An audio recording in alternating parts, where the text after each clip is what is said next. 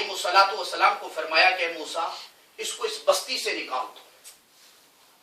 مولا کریم کیوں؟ فرمایا اگر یہ اس بستی میں رہا تو میرا عذاب آ جائے گا. فرمایا مولا میں تیرا نبی کلیم جو موجود ہوں. فرمایا یہ بات تو ٹھیک ہے لیکن اگر یہ رہا تو عذاب آ جائے گا. آپ واپس آئے کوہتور سے اس بندے کے بلایا اپنے دربار میں بلا کر کہا کہ رب کہہ رہا ہے کہ تو یہاں سے ہجرت کر. یہ نبی اللہ ہوا کیا ہے؟ فرمایا رب کا عذاب آ جائے گا. حضور آپ کے ہوتے ہوئے؟ فرمایا ہاں میرے ہوتے ہوئے بھی عذاب آ جائے گا. رب نے فرمایا یہاں سے ہجرت کر، شفٹ ہو جا دوسری جنگل میں، جہاں جانا ہے چلا جا لیکن اس بستی سے نکل جا. تو حضرات گرامی وہ چلا گیا. کچھ عرصہ گزرا، پھر جناب موسیٰ علیہ السلام کو کوہتور پہ پہنچے. رب نے فرمایا موسیٰ فلاں جنگل پہ ایک لاش پڑی ہے، وہاں چلے جاؤ، جا کے اس کے کفن دفن کا اہتمام کرو. حضرات گرامی جناب موسیٰ علیہ السلام تشریف لے جاتے ہیں. جب پہنچے نا قریب تو پہچان لیا یہ تو وہی ہے.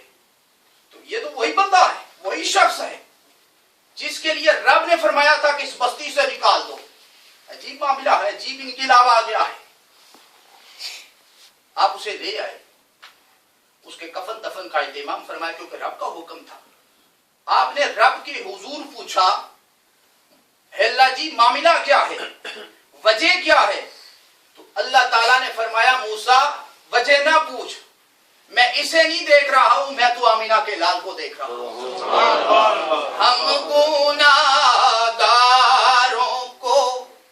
ہم گناہگاروں کو سرکار کا آسرا کافی ہے،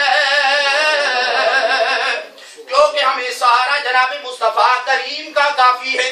آپ جناب موسیٰ کہنے لگے مولا کریم معاملہ کیا ہے، وجہ کیا ہے؟ رب نے فرمایا میں اسے نہیں دیکھ رہا ہوں موسیٰ، جب بھی آپ کی توریت کھولتا میرے محمد کا نام آتا تھا، پیار سے چومتا بھی تھا، میرے نبی پہ درود و سلام پڑھنے والا تھا. کیا فرمایا؟ میرے محمد پہ جب بھی میرے نبی کا نام آتا یہ چومتا تھا، ادب کرتا تھا، محبت سے تعظیم سے میرے نبی پہ درود و سلام پڑھا کرتا تھا.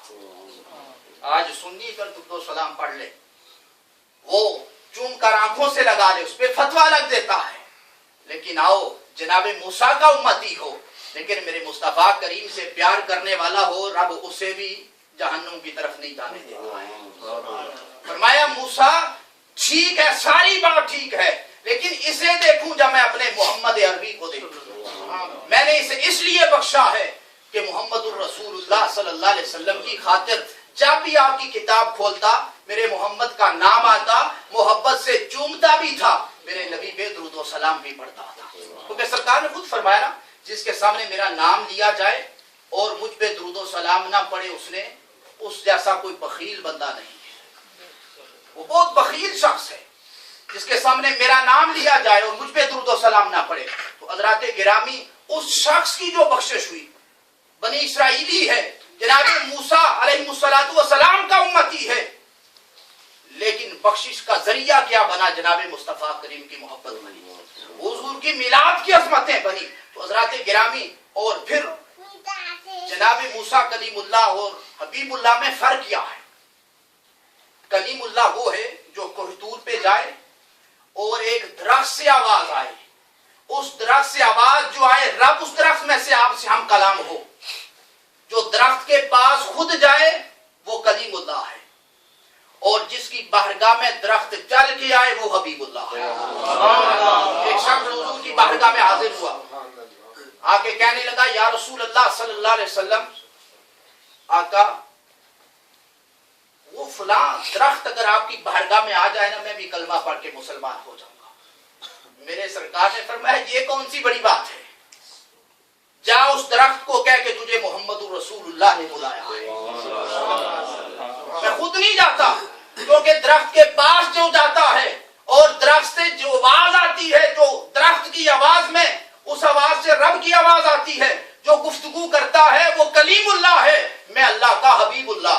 میں نہیں جاتا، تو جا اس درخت کو کہ تجھے آمینہ کے لال نے بلایا ہے۔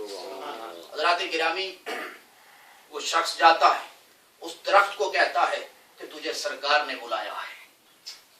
اس درخت نے جب حضور کا حکم سنا نا، دائیں بائیں ہو کر جڑیں اس نے اپنی مٹی سے نکالی اور چلتا ہوا سرکار کی بارگاہ میں یوں سمجھ لو کہ رقص کرتا ہوا جھومتا ہوا آمینہ کے لال کے قدموں میں آتا۔ جب وہ درخت پہنچتا ہے نا، وہ شخص کہنے لگا یا رسول اللہ صلی اللہ علیہ وسلم، آقا مجھے کلمہ پڑھائیے، مجھے مسلمان آقا اپنے غلاموں کی صف میں مجھے شامل کر لیجئے، یا رسول اللہ میں آپ کا غلام بننا چاہتا ہوں۔ سرکار نے فرمایا ابھی کچھ اور بھی دیکھ لے، اس درخت کو تو نے آتے ہوئے دیکھا ہے، اب جاتے ہوئے بھی اس کا منظر دیکھ لے۔